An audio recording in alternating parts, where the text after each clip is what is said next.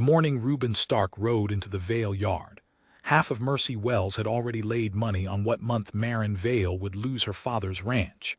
I know because I'd heard the bets myself, down at the feed store, a boy of 16 with no people of my own and a winter coming on, and not one of those men so much as lowered his voice when they said it. By Easter, said Harold Dempsey. Before the thaw, said another. A woman can't hold high horse country alone. They all agreed, the way men agree on weather, and there was a kind of comfort in their certainty, like they'd already buried something and were only waiting on the dirt. I'd hired on at the Vale place 3 weeks before because Marin Vale was the only soul in that valley who'd take a boy with no references and feed him besides. She paid me in board and $1 a week she didn't always have, and she worked beside me dawn to dark, and she never once spoke to me as though I were a stray she'd taken in out of pity. So when the men in town talked about her losing the ranch, it sat in me wrong, the way a stone sits in a boot. She was out at the corral that morning when Stark came up the Cutbank Road, and I was forking hay, and we both stopped to watch him. He rode a played-out gray with its head low, and his coat was the coat of a man who'd slept in it more nights than not, and even from the rail you could see the country had used him hard. He was maybe 40, maybe older, with a beard going gray in patches and eyes the color of creek ice. I knew who he was before he ever said. Everybody in 3 counties knew Reuben Stark. He was the drover who'd lost a herd and 2 men at the Sweetwater crossing years back when the river came up and took them, and he'd carried the blame for it like a brand ever since. He'd drunk his way through whatever was left of him, and the country had set him down as finished, the way they'd set Marin down as doomed, and I think now that was the first thing those 2 ever had in common before they had anything else. The town had already decided how their stories ended. He drew up at the corral and looked at the horses a long time before he looked at her. That was the second thing I noticed. He looked at those green, half-broke mountain-bred horses the way a hungry man looks at bread. "I hear you're looking for a drover," he said. "I'm looking for one fool enough to hire on," Marin said. She had a way of telling the truth flat with no give in it. "You're the first to ride up the road in 9 days. The rest of them won't come past the gate." "I know why they won't," Stark said. "Then you know it's a remount contract. 60 head, Greenbroke, to be delivered to the Army agent at Fort Greer by the spring muster, the 15th of April, or the contract's void." She didn't soften any of it. "And you know the only road that'll carry a herd that early is the low road through the gap, and Amos Dern owns the toll on the low road, and Dern holds my father's note, and Dern would sooner I missed the muster than made it. So the low road's closed to me in everything but name." She let that sit, which leaves Wolftooth. I saw something move in Stark's face then, not fear, something nearer to recognition. "Nobody takes a herd over Wolftooth before May," he said. "Then nobody takes my contract and I lose the ranch, and Dern gets the water he's been after since my father was alive." She folded her arms. "I'm not asking you to do a sensible thing, Mr. Stark. There isn't a sensible thing left to do. I'm asking if you'll do the other kind." He sat his horse and looked at her, and then he looked back at the herd, and I swear I watched a man come partway back to life right there at the rail. "I'd want to see how they handle," he said. "The horses." "You can see all winter," she said, "if you stay." That was how it began, not with any tender word, for there wasn't a tender word in either of them to spare that morning, but with a herd of green horses and a pass everyone said would kill them, and 2 people the world had already finished with deciding, separately and without quite admitting it, that they weren't done. He stayed. He bedded down in the bunkroom across from me, and I learned fast that whatever Reuben Stark had been at the Sweetwater, he was a horseman first and to the marrow. He'd be at the corral before the dark had fully gone, and he had a way with the green ones I've not seen matched in a long life of watching men handle stock. He didn't break a horse. He talked it into things. He'd stand in the round pen with a wild-eyed 3-year-old for an hour doing nothing a body could name, and at the end of the hour the horse would be following him like a dog. The first time I saw him do it I forgot to breathe. "You've done this before," I said like a fool, because of course he had. Done most things before, he said. Doing them again is the trick. He didn't drink. I watched for it, the way you watch a man you've heard things about. There was a jug Marin kept for liniment and doctoring, and I saw Stark walk past it 100 times that first week and never slow. Once I saw him stop and look at it a long while, his jaw working, and then turn and go back out into the cold to the horses. I didn't understand then what that cost a man. I do now. Marin worked them just as hard as he did. That was the thing the men in town could never have pictured, telling their jokes over the feed store stove. They'd built a picture of a helpless spinster waiting to be saved, and the truth was she could rope and ride and doctor a foundered horse better than any two of them. She'd grown up on that ranch at her father's elbow, the only child of a man who taught her everything because he had no one else to teach. She knew the bloodlines of every horse on the place going back 3 generations. When Stark made a suggestion about the herd, she heard him out and took it if it was good and told him plainly when it wasn't. And the first time she told him no and turned out to be right.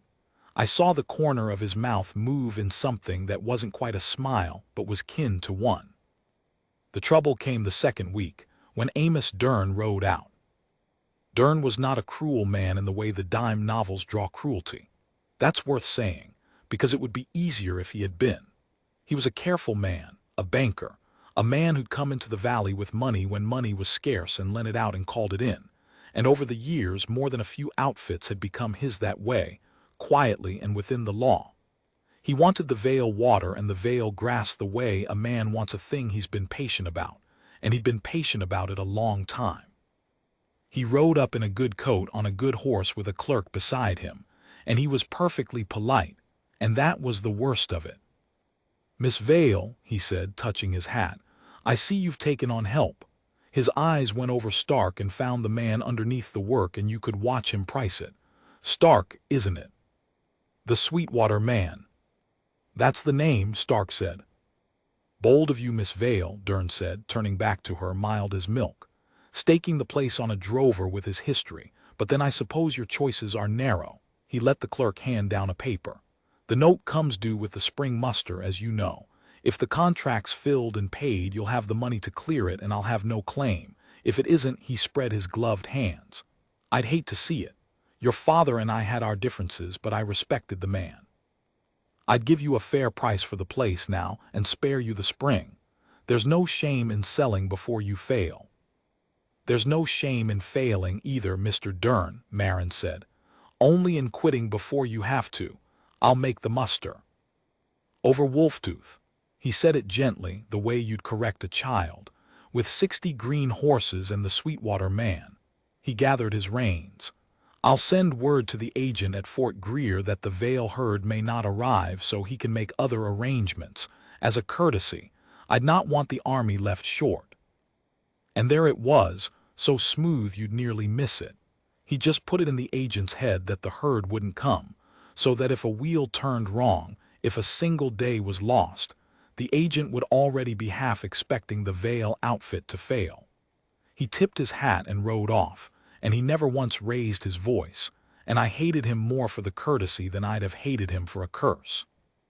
Marin stood a long time after the dust settled.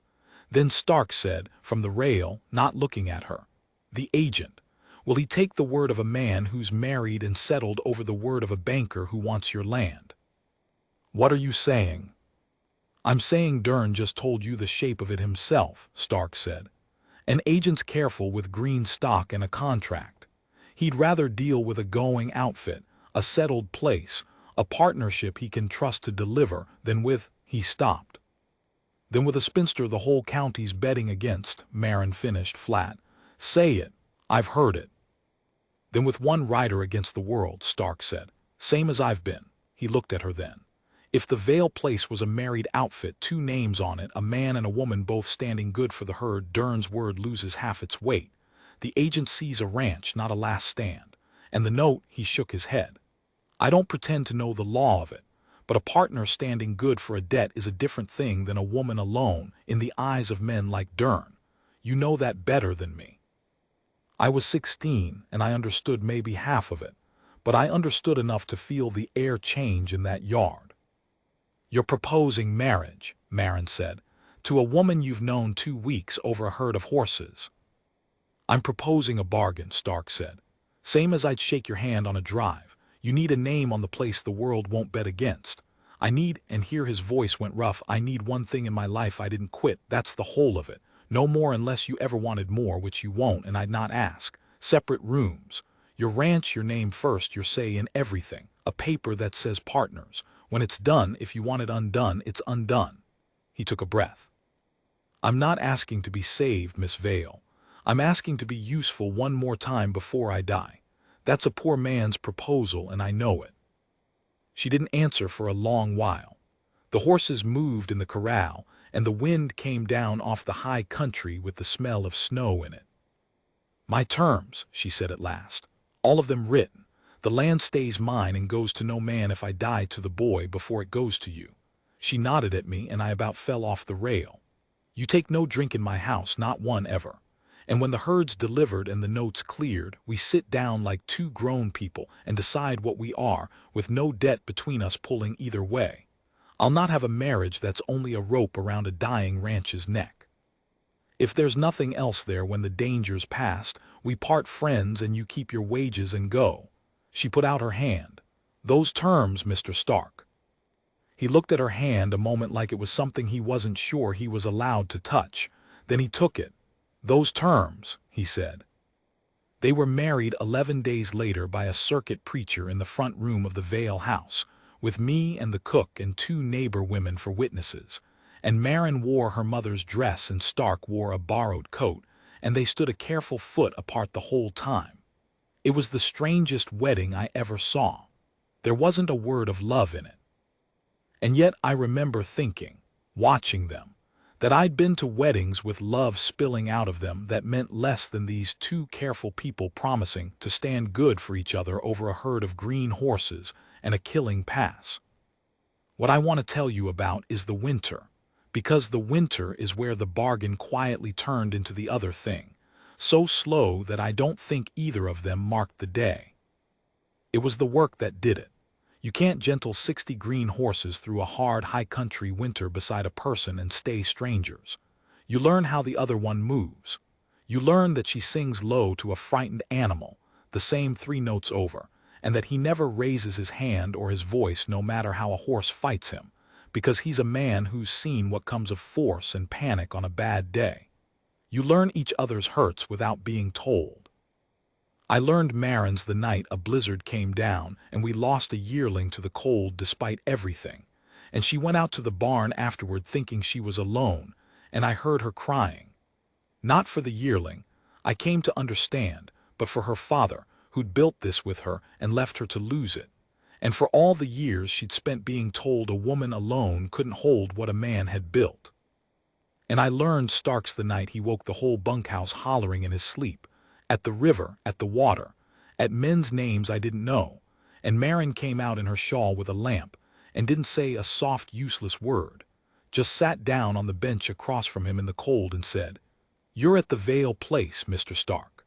The horses are in the barn and the boys asleep, and the river's 200 miles from here and it can't have you." And he sat with his head in his hands, and after a while his breathing came right, and she didn't touch him and she didn't leave him. And that, I think now, was the first night either of them stopped being alone. They started talking after that. Small things at first over the work, a horse's feet, the weather, the grain, then bigger. I'd catch the tail of it bringing in water at night, the 2 of them by the stove. She told him about her father. He told her about the Sweetwater. I heard the end of it once, his voice low and even and terrible. 2 men. I told them the crossing was safe. It was safe the day before. A man's job is to read the river, and I read it wrong, and they trusted me, and the river took them and left me. And folks said it could have happened to anyone, which was the unkindest thing they could have said, because it didn't happen to anyone. It happened to me. I gave the word. And Marin said after a while, "And you've been paying the toll on that river every day for 10 years, and it's never once brought those men back." And he didn't answer, but I noticed he slept better after. She doctored his hands, which were cracked and bleeding from the cold and the work, and made him wear the gloves she sewed.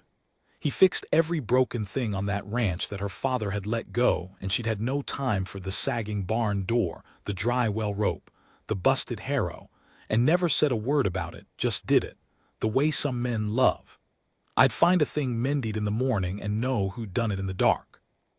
One night I saw her laugh at something he said, a real laugh, the first I'd heard from her since I'd come, and I saw the look on his face when she did it, and I was young but I wasn't blind.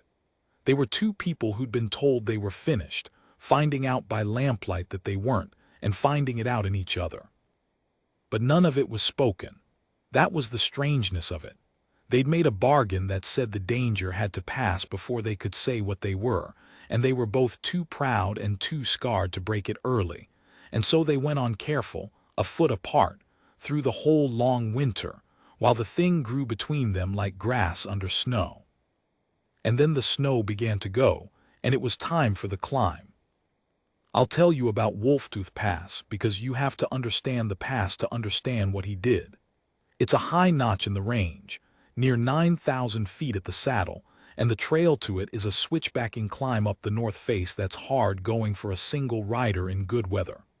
To put a herd of 60 horses up it you'd want June, the snow gone, the footing dry, 2 weeks of fair sky. What we had was the first week of April, and a contract that died on the 15th, and the low road shut to us by Dern's Toll and the spring melt, and a saddle still buried in winter snow with a storm front sitting out west like a held breath. Every man who knew the country told them not to. The neighbor who'd witnessed the wedding rode over special to say it. "You'll lose the herd and likely yourselves," he said. "Snow on that face this time of year, one warm afternoon and the whole slope comes down. I've seen it take elk by the dozen. It'll take horses and men the same." Stark heard him out and thanked him and didn't change his mind, and after the man left, Marin said, quiet, "He's not wrong, Reuben." It was the first time I'd heard her use his given name. "No," Stark said, "he's not wrong, the slope will be loaded. We go before it warms up in the cold of the morning while it's still locked, and over the saddle before the sun's full on the face." He spread a map he'd drawn himself, all that winter from her father's old notes and his own riding of the lower trail. 3 days to the saddle if nothing breaks. We move slow and we move early and we're off the worst of the face by noon each day. It can be done. He looked up at her. It can be done, but not loud, and not with 60 horses spread all over the country in a panic. It wants one hand on the whole herd and the rest of us holding the line. And the last push over the saddle, he stopped. "The last push," Marin said. "The last push, somebody takes the lead horses over alone and fast in the dark before dawn while the slope's hardest and the herd follows the leaders. One rider, one string. Less weight on the snow, less noise, less time on the face." He said it plain. "That's me." "That's us," Marin said. "That's me," Stark said, and for the first time all winter there was iron in how he said it to her. "You and the boy bring the main herd up behind in the daylight off the steepest of it by the lower track. I take the leaders over the top in the dark. If the slope goes, he didn't finish. He didn't have to. If the slope goes, it takes 1 man and 6 horses and not the whole outfit and not you. The contract still lives if the herd's behind on the safe track. That's the sum of it, Marin. It's arithmetic. It's you deciding to die for my ranch," she said, and her voice shook for the only time I ever heard it shake. "I won't have it. I made these terms so no man would ever again decide a thing like that for me. My father decided to work himself dead holding this place and left me to grieve him. I'll not bury another." She stopped herself. The kitchen was very quiet. "Another man you don't love," Stark said low, "or another man you do." She didn't answer, and he didn't push it. He folded up his map. "You set the terms," he said. "That was the bargain and I'll keep it. So set this one. I'm not deciding for you. I'm telling you the safest way to get 60 horses over a loaded slope and a herd to Fort Greer alive, and it happens to be the way that risks 1 rider instead of 3. Hear it as a drover, not as," he stopped, "not as anything else. And then you decide like the bargain says. It's your ranch and your herd and your say." He set the map in her hands. "But Marin, whatever you decide, Decide it because it's the smart way to move stock. Not because you're afraid I won't come down off that mountain. A man's got to be allowed to do the one useful thing left in him. She held the map a long while. You come down off that mountain, Reuben Stark, she said finally, and it wasn't an order. It was the closest either of them came that whole winter to saying the true thing out loud. You hear me? You come down. We started up Wolftooth on the 11th of April, with 4 days to make the muster. I won't pretend I can give you the whole of those days. I was a boy and I was frightened most of the time and proud the rest, and it runs together in my memory the way hard country does. I remember the cold of the mornings, breaking ice off the canteens, the herd's breath hanging in the dark. I remember Stark moving among the horses before light, gentling, choosing his 6 lead animals, the steadiest, the ones that would walk into a wall of snow because he asked them to. I remember Marin riding the flank with a competence that would have shamed every man who'd laid a bet against her, holding the green herd together with the boy and 2 neighbor men who'd shamed themselves into helping when they saw she meant to try.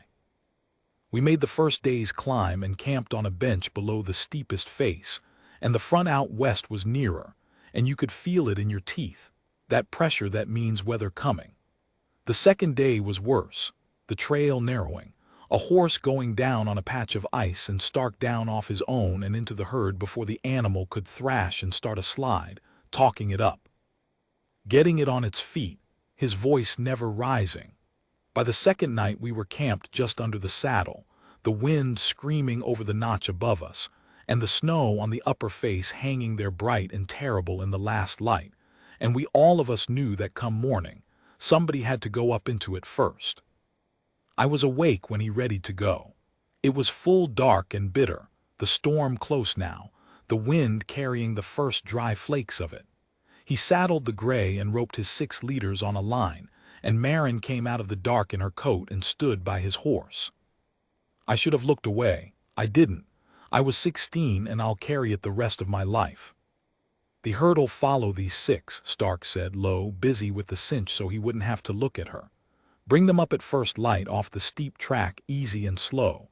I'll have a fire going on the far side of the saddle so you can see I'm down. You watch for the fire. If you see the fire, the way's good and you bring them over. He pulled the cinch tight. If you don't see a fire.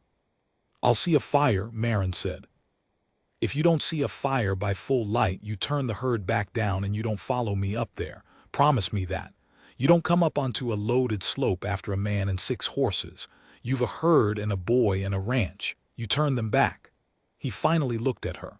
Promise me, Marin. Same as I kept your terms all winter. Keep this one. And she reached up, I saw it, and she took his face in both her hands, his frozen rough face in her 2 doctored hands, and she said, I have spent 2 years being told what a woman can't hold. I held this ranch. I held you all winter, whether you knew it or not. Now you go up there and you hold those 6 horses and you come back down to me, and when you do, we're done with this fool bargain that says we have to wait for the danger to pass to say what we are. I'm saying it now. I'm not afraid of being a woman alone, Reuben. I'm afraid of being a woman alone again after knowing I needn't be. Now go, and come down. He put his hand over one of hers just a moment. He didn't say it back in words. He wasn't a man who had the words. But I watched Reuben Stark ride up into the dark and the coming storm with 6 horses on a line and his whole buried life riding behind him like a herd, and I have never before or since seen a man more wholly alive. We brought the herd up at first light into the teeth of the storm. It came down on us off the saddle, the snow flying sideways, the wind so loud we couldn't hear each other and worked by hand signals and by faith. The green horses wanted to break and run, and Marin held them the way Stark had held them all winter, low and steady, the same 3 notes of song the wind tore out of her mouth. And the boy I was rode that flank till my hands froze to the reins, and we crept the herd up the lower track toward the saddle through a white world with no top and no bottom, and the whole time every soul on that mountain was watching the notch for a fire we couldn't see for the snow. A slide came off the upper face mid-morning. We heard it more than saw it, a sound like the mountain clearing its throat, a deep soft roar, and a wall of white smoke rising up off the steep slope above us. Off the very route a single rider would have taken over the top in the dark. Marin's face when she heard it is a thing I won't describe. The two neighbor men crossed themselves.